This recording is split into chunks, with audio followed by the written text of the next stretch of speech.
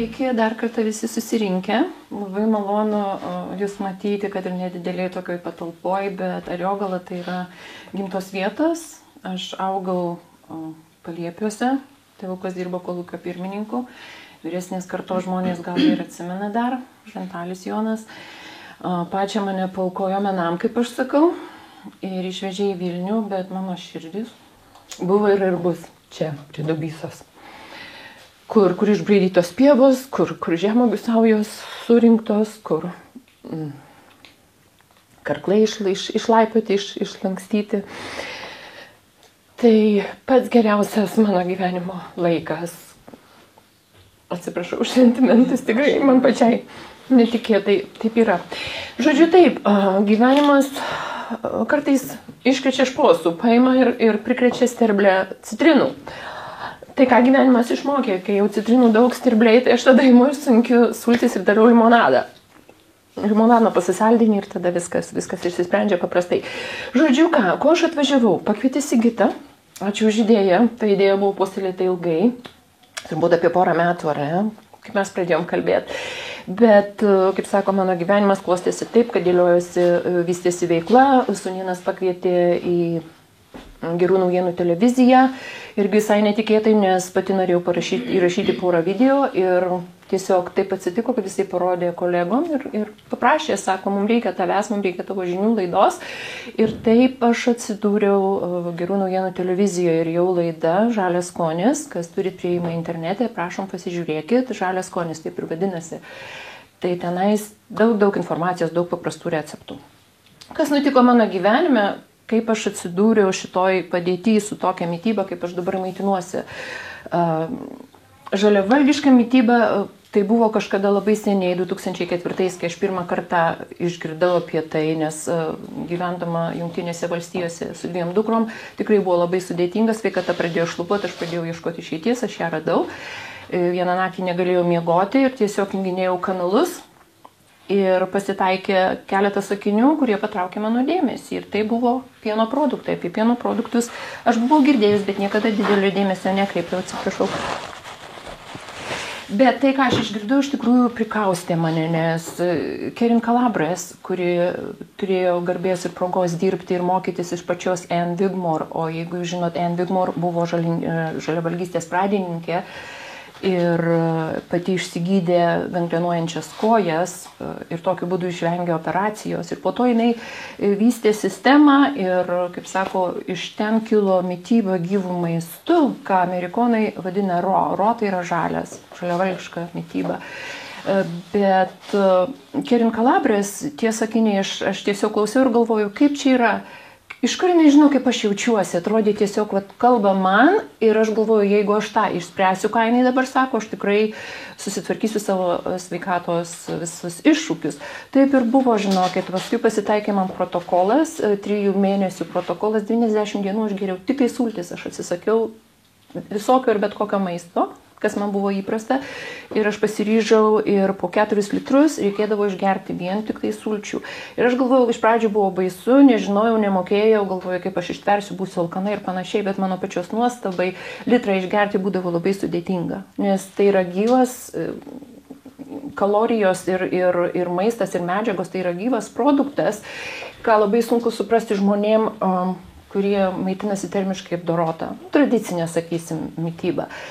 Ir būtent tas 90 dienų, kaip sako, ne tik, kad mano sveikata atsistatė, bet mano gyvenimas apsiverė aukštyn kojom ir aš jau nebesidairydama pradėjau gilintis, nes aš pradėjau gerai jaustis. Aš supratau, kad tai yra mano pasirinkimas, tai yra mano kelias, kad man tai veikia ir man tai yra tinkamas būdas maitintis. Ir aš pradėjau ieškoti ir galiausiai, kaip sako, 2012, kai grįžau į Lietuvą, aišku, buvo stresas, buvo nusivylimas, nes pasimetimas.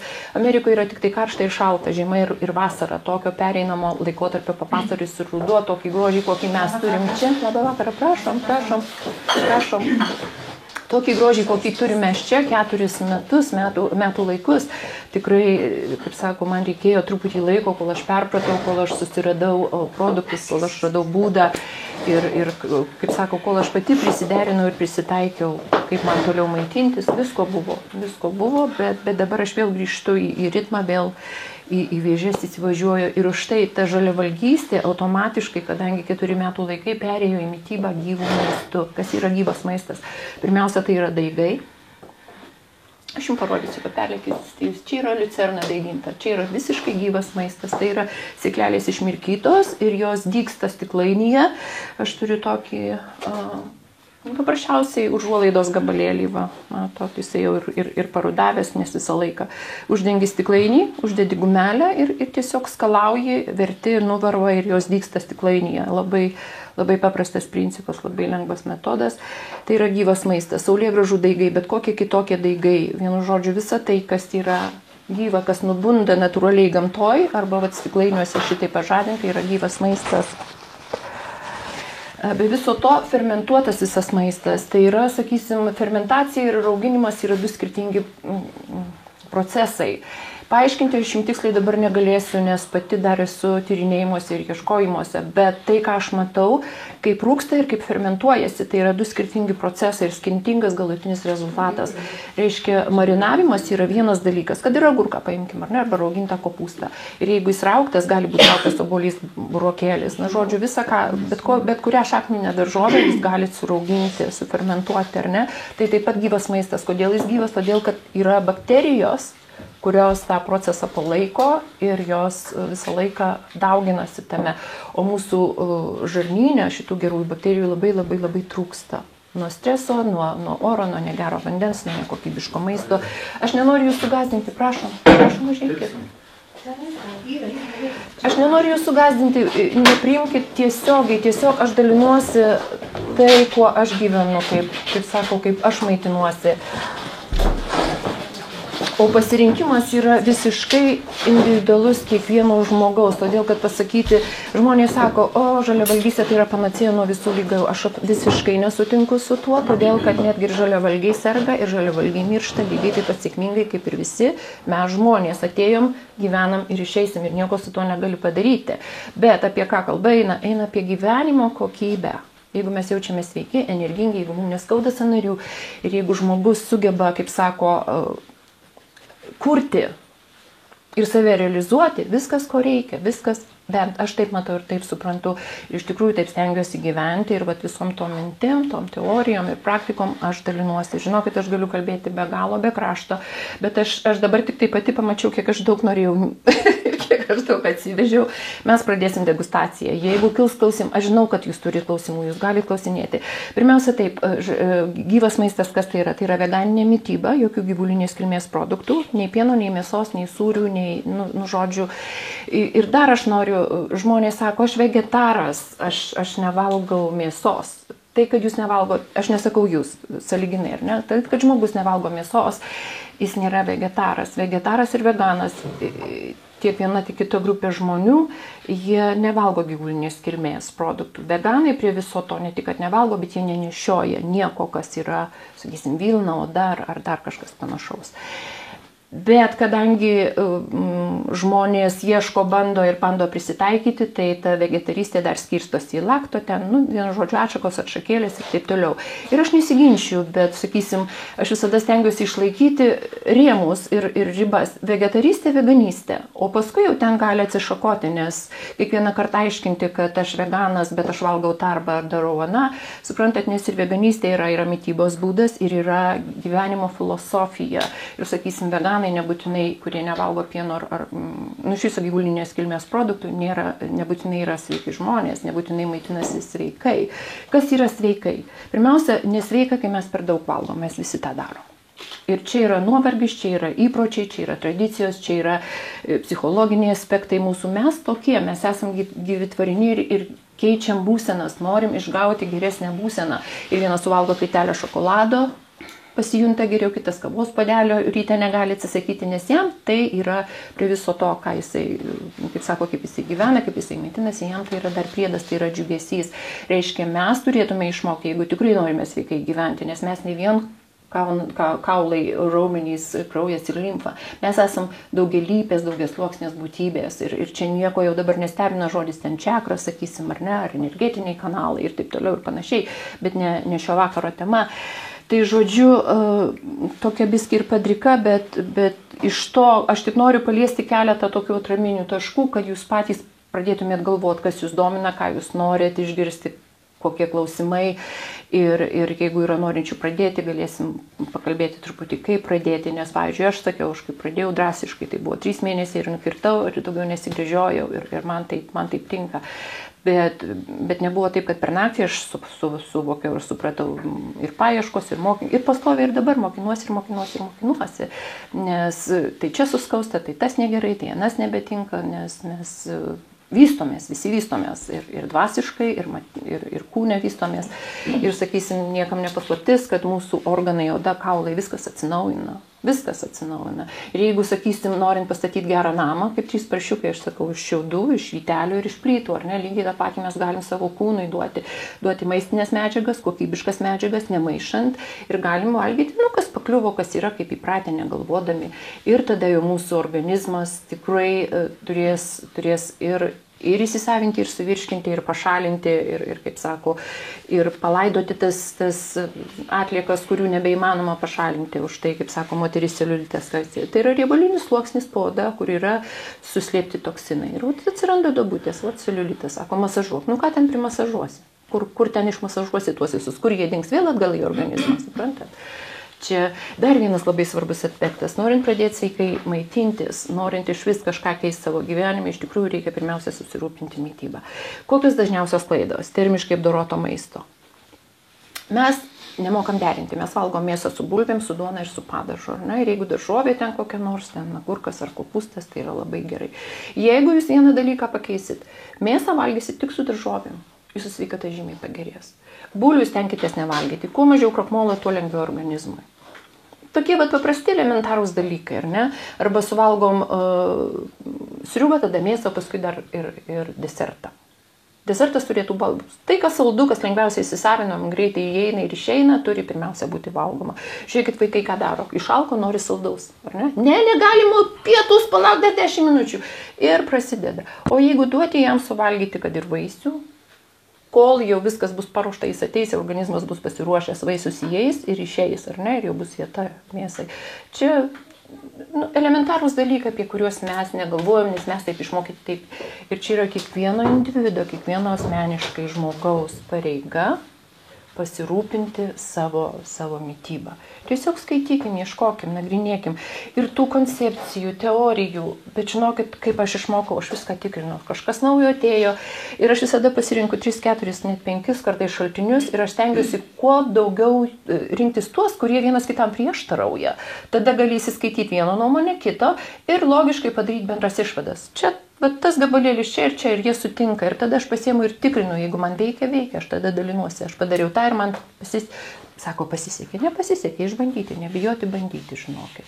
Šiaip tai, juk mes namus valom. Mūsų kūnas yra tvirtovė, yra namas, ar ne? Kaip mes niekada nevalom organizmo. Sakykit, kas iš jūsų valot organizmą? Sigita, čia.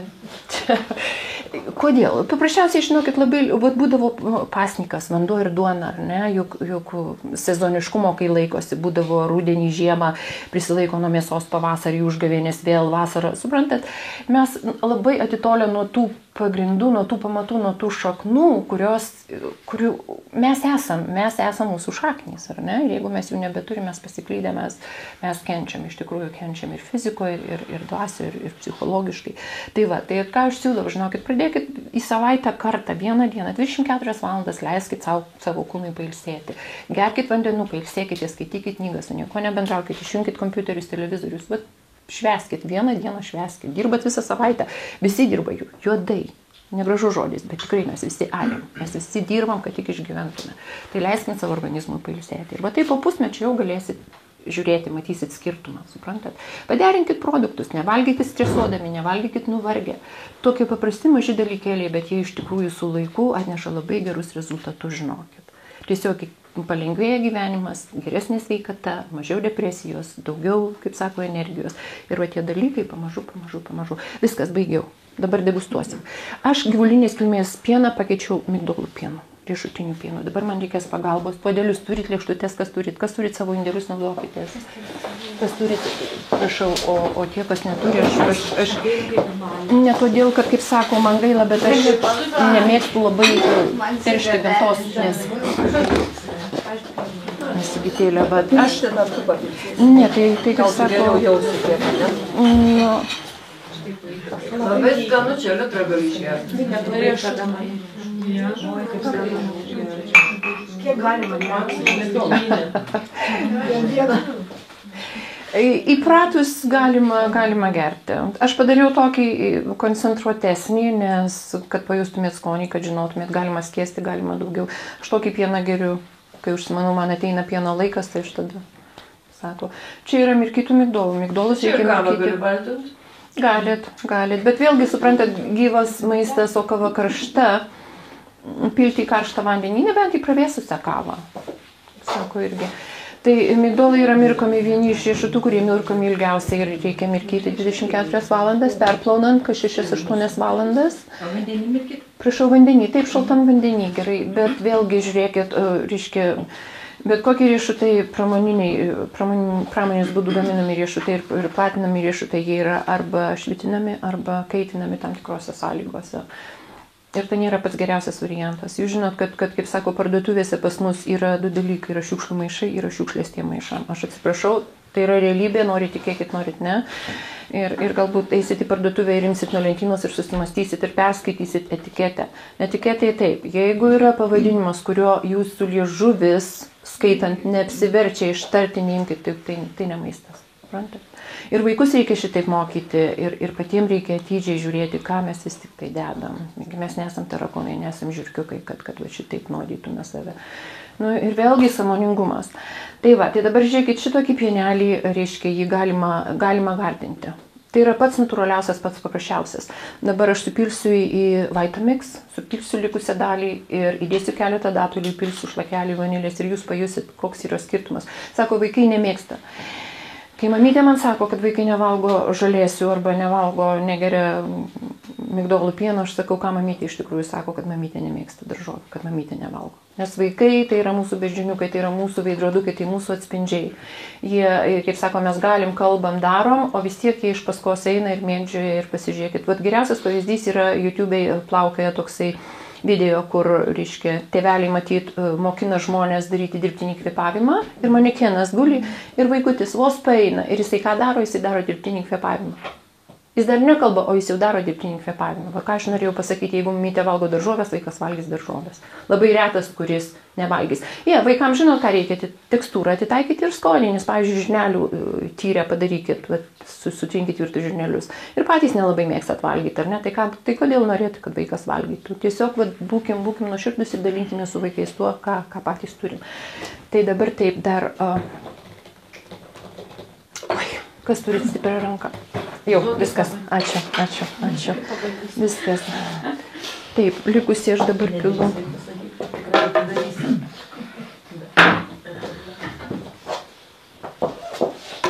Nu, bet mano vaikas nevalgo vis tiek to pieno. Nors aš jį ir valgo. Čia, žinai, kaip sako. Ir mano vaikas sako, kada tu pradėjai taip valgyti kvailai? Kai man bus tiek metų ir aš tada taip valgyti. Čia yra, Sigita, mes turim leisti rinktis, mes turim, čia nieko. Dabar jau vėlų, kada kūdikį nuo vaikai pratė. O čia dar aš dar tada nevalgau. Čia yra datulės iš, aš perku jas iš datulės LT.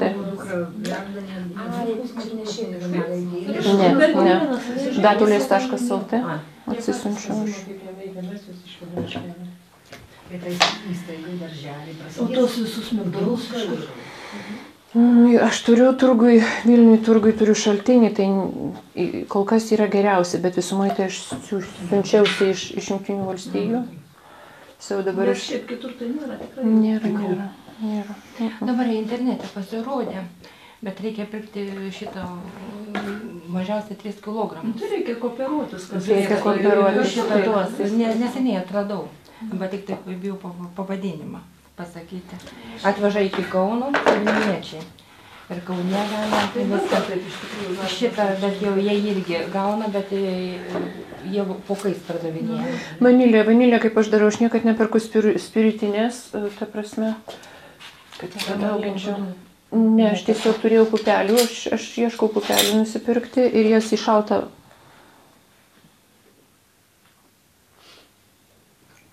šaltą vandenuką, šaltų užpilų, bet pasiūskit.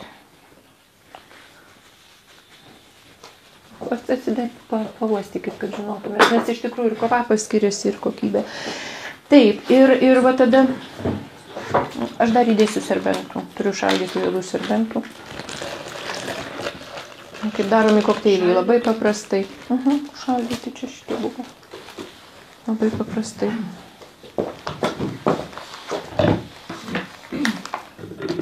Bus triukšmo daug, bet...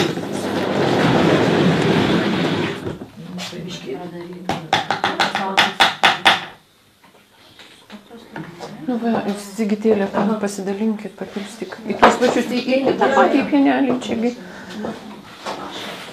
Dėsiu bananą. Sigitė. Negaliu duoti, visi labai nori dar šitą.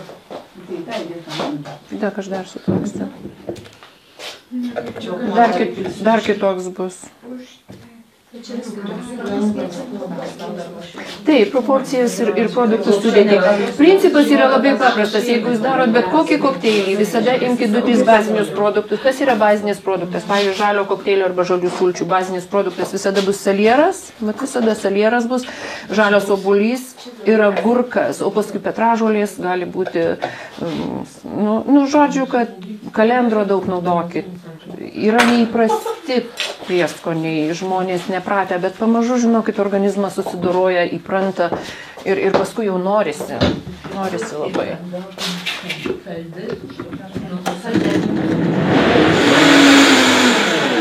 Va, dabar dar kitoks bus, pamatysit. Dar kitoks. Dabar kalbant dėl blenderio, matot, kaip yra, vis tik tai tekstūra yra labai svarbus dalykas ir ne kiekvienas maliklis, ne kiekvienas blenderis, taip vadinamas, sumala.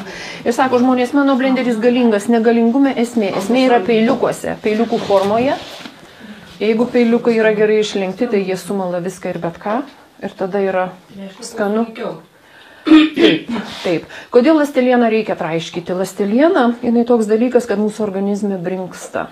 Jinai sutraukia visą drėgmę, jeigu mes negeriam pakankamai vandens. Kiek pakankamai yra pakankamai? Mažiukui žmogui, žemam žmogui, sakysim, ir man aukštesniam arba vyriškiui stambiam. Skaičiuojama taip, vienam svorio kilogramui reikėtų apie 30 mg vandens. Ir viskas, visa matematika, žinot savo svorį, reiškia kilogramui 30 mg. Ir pasiskaičiuojat ir per dieną stengiatės išgerti. Negerkit karšto, negerkit šalto, nes tai sukelia stresą mūsų ląstelėm. Nes karšto vandens negali apdoroti, turi atvėsinti iki kūno temperatūros, tada tai pradeda įsisavinti su karštu atvėsinti, su šaltu sušildyti. Vienam kilogramui 30 mg. Suprantat? Žodžiu, kad mylėkim save, vėl prieisim prie. O kaip save mylėti? Kas ten žino? Reikia išmokti, aš ir nežinau, aš vis mokausi, suprantat? Pirmiausia, tai reikėjo man asmeniškai, kas man trukdė. Aš visada sakydavau, Taip, žinoma, padėsiu. Ir paskui žiūriu, kad mano reikalai lieka, aš vis padedu ir kaip sako, tokie visokiai, kaip sako, peržengi ribą ir pasakai, ne, aš negaliu, nes man reikia dabar savęs. Aš tikrai labai norėčiau, bet negaliu. Ir va taip pamažu atsiveria nauji dalykai, juos pradedi pažįsti save ir tada jau paprasčiau būna gyventi. Žodžiu, rūpinkime savimi, kad galėtume pasirūpinti pasaulio. Aš atsimenu, mano Henrieta buvo tik gimusi, ar ne, ir mes gyvenom Kaune ir prieš langus buvo tokia palėpė, o ten buvo supiltos anglys ir katė atsivedė 6 kačiukus. Ir tokia liūtis, bet taip atrodė, dangus prasivėrė ir pasipylė. Ir tie kačiukai lipa, kabarojasi, lietus pliaupia, jie šlapi, kniaukia, o katė sėdi, žiūri ir dreba visą, bet jinai sėdi sausai. Ir aš vyrui savo sakau, Jeronimai, tu pagalvok, tu pažiūrėk, gyvulį, sako, nesirūpink, jinai žino, ką jinai daro. Ir aš tada net supykau, jo man taip širdį skaudėjo. Kai nustojo lyti, jinai jos susirinko, išdžiovino, išlaižė. Pati būdama sausa, jeigu bus šlapė, būtų visi žuvę. Va, iš ko reikia mokytis. Man tas tiesiog yra etalonas pavyzdys. Žodžiu, Tai va, tai ką, toliau dabar, toliau. Ką toliau?